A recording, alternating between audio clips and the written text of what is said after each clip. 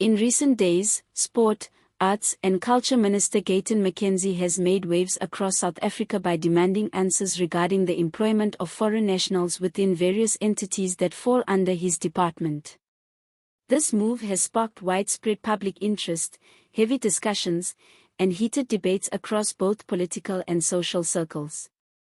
As the news broke, it quickly became evident that McKenzie's inquiry touches on far more than just paperwork or administrative procedures. It strikes at the heart of national conversations about unemployment, immigration, fairness, and the prioritization of South African citizens in a struggling economy. McKenzie sent formal letters on May 2, directly requesting specific details about all foreign employees working within his department's entities. These details include the full names of foreign staff members, their nationalities, copies of their valid work permits, the length of time they have stayed in South Africa, and the particular critical skills they claim to possess that justify their employment. The urgency and seriousness of the matter were further underlined when McKenzie imposed a strict 3-day deadline for entities to submit their full responses. This action came shortly after claims emerged from Parliament's Portfolio Committee suggesting that institutions like the Robben Island Museum had been favouring foreign nationals for available jobs. While some department officials reportedly informed McKenzie that no foreigners were on their payrolls, concerns raised at parliamentary level painted a different picture. McKenzie responded firmly by making it clear that this audit would be comprehensive, covering all entities, so that facts could be verified independently. He strongly reaffirmed his position that his top priority is to help reduce South Africa's high unemployment rate by ensuring that available jobs are first offered to citizens before considering foreign applicants. McKenzie stated that although there are legal processes that allow foreigners to work in the country under specific conditions, he is determined to ensure that all hiring practices are aligned with the national interest of reducing joblessness among South Africans. To understand why McKenzie's actions have gained so much traction, it is important to reflect on the broader historical and economic context. South Africa has long struggled with high levels of unemployment, which have remained stubbornly high even after the end of apartheid and the beginning of democratic rule in 1994.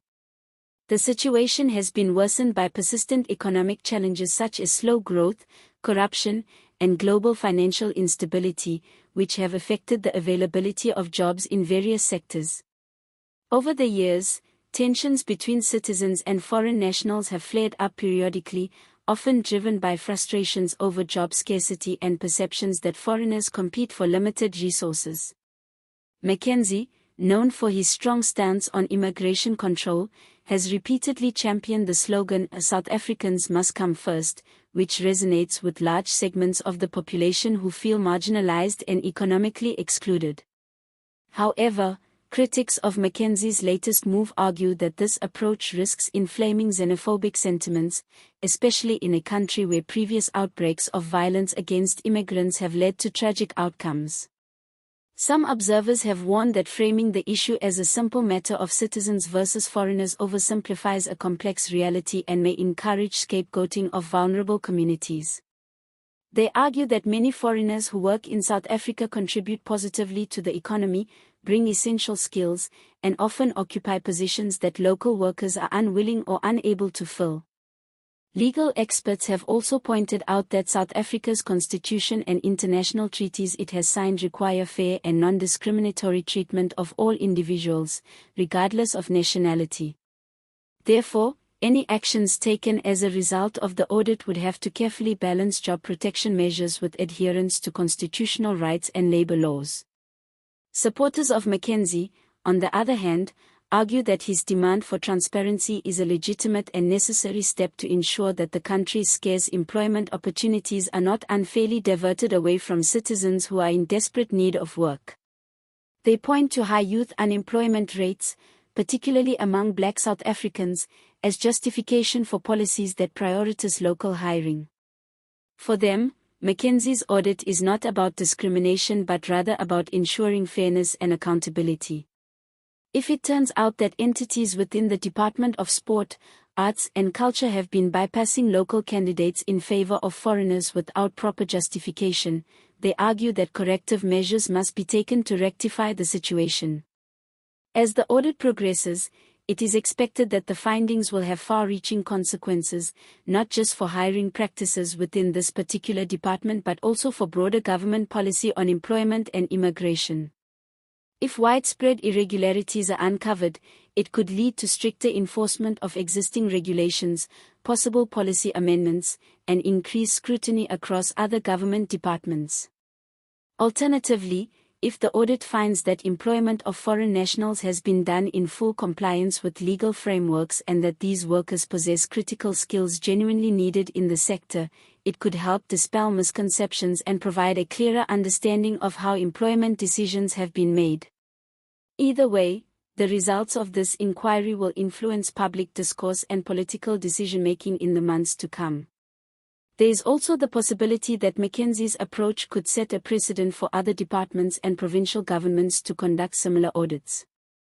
This could trigger a wider national conversation about the role of foreign nationals in South Africa's labor market and how best to balance the need for job protection with the principles of inclusivity and regional cooperation within Southern Africa.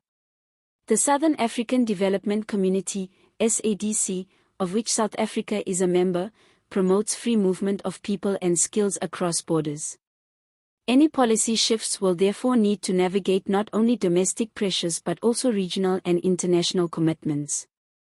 As public attention remains fixed on this unfolding story, many are waiting to see how McKenzie will handle the potential backlash and legal challenges that may arise, and how he plans to implement policy adjustments based on the audit's outcomes. His supporters hope that this move will help create more job opportunities for South Africans, while his critics will be watching closely to ensure that rights are not violated in the process. With unemployment being one of the biggest challenges facing South Africa today, it is clear that this issue will remain highly charged and widely debated for the foreseeable future. If you found this breakdown informative and eye-opening, make sure to subscribe to the channel so you never miss updates on key political stories shaping South Africa. Do you agree with Gayton McKenzie's decision to launch this audit, or do you think it could have negative consequences? Let us know in the comments section below. We want to hear your thoughts and experiences.